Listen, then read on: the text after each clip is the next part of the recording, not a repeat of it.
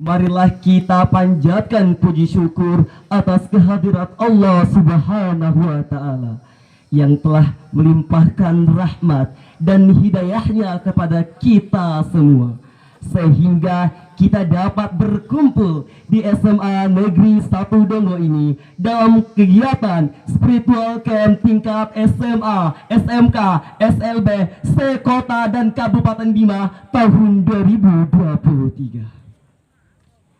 Kedua, salawat dan serta salam selalu tercurah limpahkan kepada baginda Nabi besar Muhammad sallallahu alaihi wasallam.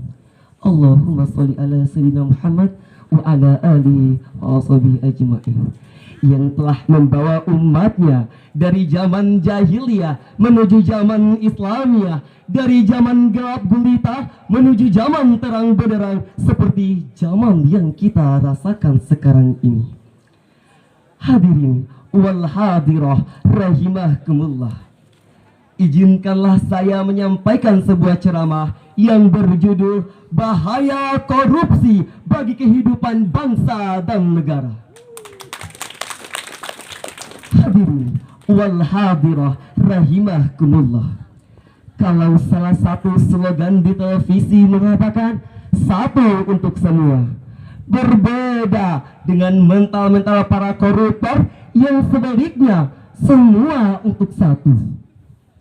Gara-gara perut nafsu selalu menuntut, merasa tidak puas karunia Allah yang maha luas, mengambil dengan hati culas. Ketidakjayaan waktu telah menuai bukti bahwa keserakahan adalah sumber kehancuran dan ketamakan adalah bibit kejahatan. Padahal Allah adalah maha kuasa atas segala sesuatu. Di genggamannya hanyalah karunia seseorang ditentukan, kaya atau miskin, mulia atau justru hina. Hadirin wal hadirah rahimakumullah, negara kita Indonesia dikenal dengan negara yang memiliki bangsa yang bermoral, bangsa yang beradab, bangsa yang bermartabat. Meskipun berbeda suku, berbeda bahasa, berbeda budaya, bahkan berbeda agama, namun tetap mampu menjaga perdamaian dalam kesatuan yang utuh di bawah landasan falsafahnya, yaitu Bhinneka Tunggal Ika. Namun di balik semua itu, bangsa lain menyebut kita sebagai bangsa yang sedang mengalami penyakit amnesia dengan stadium yang sangat merisaukan. Sudah tak berbilang berapa jumlah peristiwa lalu lalang di hadapan kita, peristiwa yang membanggakan atau peristiwa yang meluluh lantakan peri kehidupan manusia. Salah satunya adalah perbuatan korupsi. Padahal Allah telah tegas menyatakan perbuatan korupsi dengan konteks khianat. Sebagaimana firman Allah dalam Al-Quran Surah Al-Anfal ayat 27 hingga 28 yang berbunyi, A'udzu billahi minasy syaithanir rajim. Bismillahirrahmanirrahim.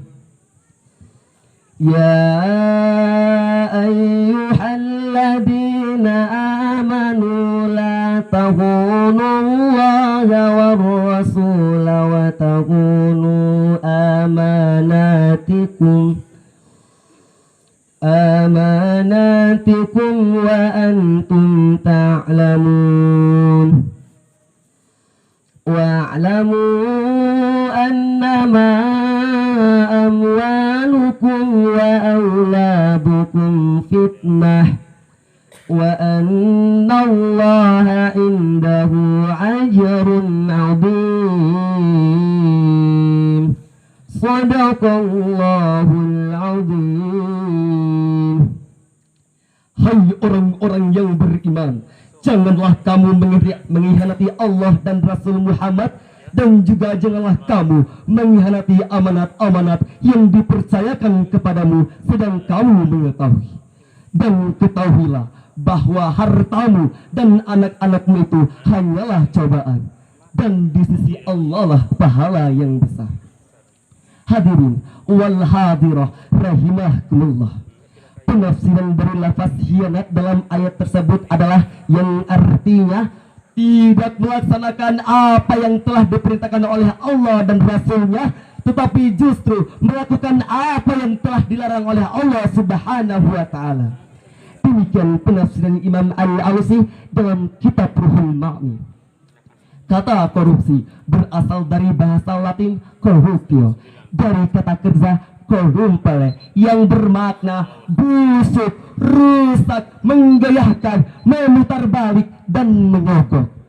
Sedangkan menurut Badan Transparansi Internasional, korupsi adalah perilaku pejabat publik, baik politisi maupun pegawai negeri, yang secara tidak wajar dan tidak legal memperkaya diri sendiri, orang lain dengan menyalahgunakan kekuasaan publik yang dipercayakan kepada mereka. Oleh karena itu hadirin, korupsi adalah khianat kepada Allah, khianat kepada Rasulullah, khianat kepada bangsa dan negara, dan ironisnya juga khianat kepada diri sendiri.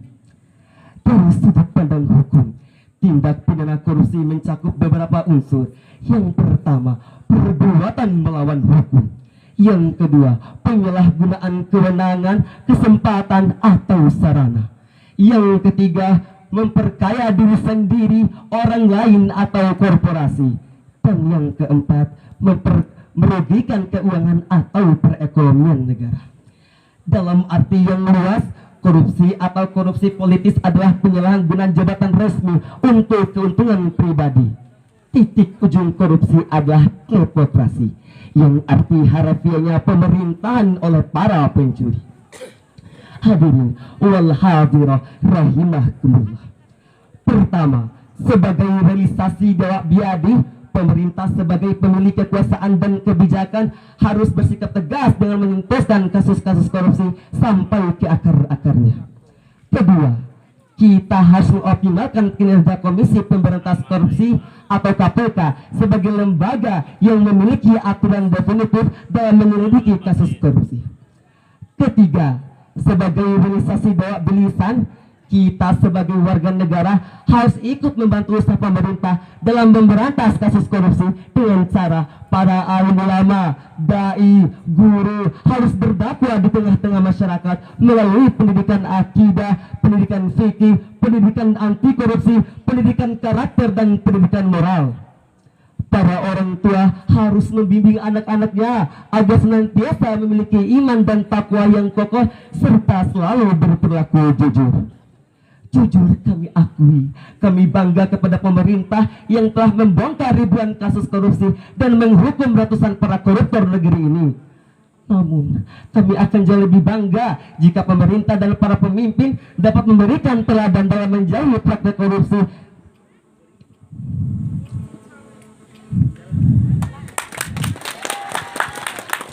Namun kami akan jauh lebih bangga jika para pemimpin dan jika pemerintah dan pemimpin dapat memberikan teladan dalam menjauhi praktek korupsi agar senantiasa kehidupan kita dalam naungan keridhoannya. Oleh karena itu hadirin, dengan jalan apapun kita harus membentengi diri kita, keluarga kita, lingkungan kita dari perilaku korupsi yang merugikan banyak orang itu. Marilah kita mencari makanan, harta, rezeki, dan uang lainnya dengan cara yang halal agar senantiasa dalam naungan keridhoannya. Demikian ceramah yang dapat saya sampaikan. Semoga yang saya ucap tidak hanya menjadi hiasan di bibir semata, dan semoga yang Anda dengar tidak hanya melintas telinga, namun merasuk kalbu dan tersimpan dalam memori, dapat kita aplikasikan dalam kehidupan sehari-hari. Sebelum saya tutup ceramah pada kesempatan kali ini, izinkanlah saya menyampaikan sebuah pantun. Pergi ke Bongo membeli Fanta, pulangnya naik mobil Mercy. Mohon maaf jika ada salah kata, cukup sekian dan terima kasih. Mobil Pak Taufik meluncur tak berdaya. Wabillahi taufiq wal hidayah. Wassalamualaikum warahmatullahi wabarakatuh.